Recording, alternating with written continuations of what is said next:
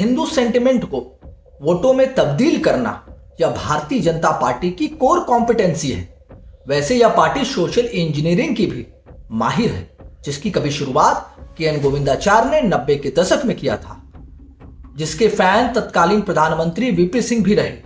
उन्होंने यहां तक कह दिया, क्या आदमी है, इसे तो हर सीट का समीकरण उंगलियों पर रटा है। इसी सोशल इंजीनियरिंग का एक्सपेरिमेंट 2017 विधानसभा में केशव मौर्य के नेतृत्व में सुनील बंसल ने भी किया। गैर यादव ओबीसी को एक छत के नीचे लाने का प्रयोग रहा और यह प्रयोग सफल रहा।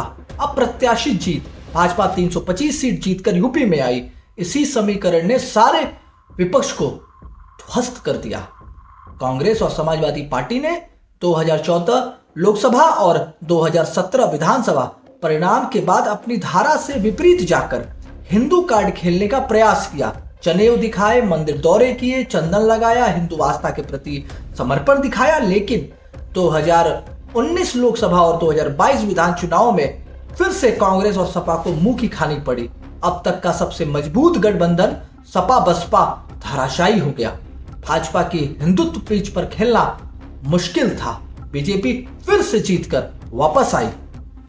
आज भी भारतीय जनता पार्टी की कोर कॉम्पिटेंसी हिंदू वोट ही है। 11 सालों से केंद्र और 8 सालों से उत्तर प्रदेश में सरकार है, भगवाधारी महाराज जी की सरकार, बाबा जी की सरकार। लेकिन गंभीर प्रश्न यह उठता है कि इन भाजपा सरकार के 8 वर्षों में ऐसा क्या नहीं हुआ जिससे यादव समाज भाजपा से नहीं जुड़ पाया, जबकि हिंदू वो भी है।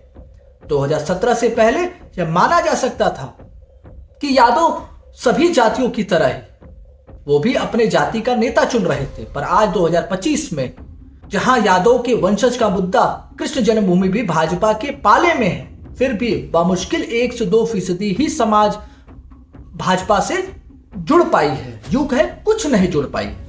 ऐसा क्यों? यादव भी ब्राह्मण, क्षत्रिय, वैश्य, ओबीसी, एससी की भांति ही हिंदू है, फिर भी यह यादव समाज भाजपा से इतना अछूता क्यों है? क्यों विश्वास नहीं जता पा रही है भारतीय जनता पार्टी? इसके 2 प्रमुख कारण हैं।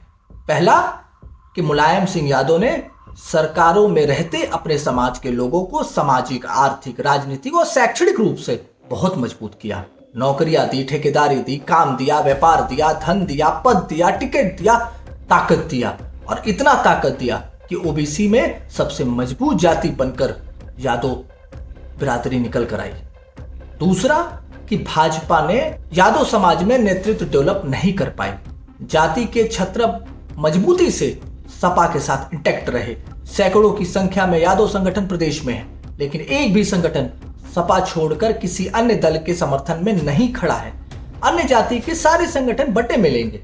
भाजपा को मुलायम सिंह यादव की सपा से लड़ना था, समाजवादी पार्टी की पिच पर खेलना था। उस पिच पर छत्रपों के आगे भाजपा के यादव बैट्समैन टिक नहीं पाए। चुनाव परिणाम कहता है, जिसे कुछ बनाया भी वो स्वयं अपने समाज में सक्षम नहीं था।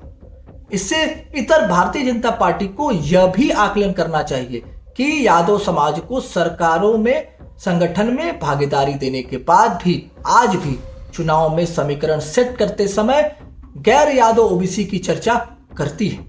इसका परिणाम यह हुआ कि सपा का यादव कार्यकर्ता अपने को सभी दलों से अलग थलग समझा और हर विरोध के बाद भी सपा को अपना घर मान लिया। किसी भी परिस्थिति में वोट समाजवादी पार्टी को ही करना है, बढ़ चढ़कर करना है। हाल में ही 2024 लोकसभा इसका एक अच्छा उदाहरण है। गाजीपुर लोकसभा में 4.5 लाख यादव वोट है। माना जाता है समाजवादी पार्टी का गढ़ है। 2022 विधानसभा में भाजपा सत्ता में आई, लेकिन गाजीपुर की कुल 7 सीट हार गई। 2024 लोकसभा में सपा के प्रत्याशी अफजाल अंसारी को जीत मिली। जीत का अंतर था 1,24,861। रिपोर्ट बताती है कि अफजाल अंसारी को सपा ने से टिकट मिलने के बाद अफजाल अंसारी बामुश्किल ही यादव बाहुल गांव में सभा करने पहुंची होंगे। उनका ज्यादा फोकस दलित वोट पर था। सैकड़ों सभाएं बस्ती में हुई। अफजाल अंसारी ने मान रखा था हर विरोध के बाद भी यादव उन्हें छोड़कर नहीं जाएंगे। यह भरोसा अखिलेश यादव के दम पर था। अफजल अंसारी को लेकर यादव समाज में नाराजगी भी थी, लेकिन नाराजगी वोट में नहीं दिखाई पड़ी, क्योंकि यादव समाज का मानना था कि उनकी ओर से उत्तर प्रदेश की 80 लोकसभा सीट पर अखिलेश यादव लड़ रहे हैं, प्रत्याशी कोई भी हो। आज सपा के कार्यकर्ता सत्ता में नहीं हैं, लेकिन दल के लिए, अखिलेश के लिए पगड़ी बांधकर चौराहे पर सपा का प्रचार कर रहे हैं। कहीं कहीं तो सत्ता पर आसीन पार्टी के कार्यकर्ताओं पिट भी जा रहे हैं। एफआईआर तक कराने वाला कोई नहीं। 2024 लोकसभा परिणाम भाजपा के लिए उत्तर प्रदेश में खतरे की घंटी है। इस घंटी की आवाज दिल्ली तक पहुंच भी रही है। शायद इसलिए भी अमित शाह का यूपी दौरा बढ़ गया है।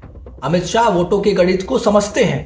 ऐसा भी नहीं है यादव वोटों को अपने पाले में करने का प्रयास विगत वर्षों में भाजपा ने नहीं किया, पर सफलता नहीं मिली। नमस्कार।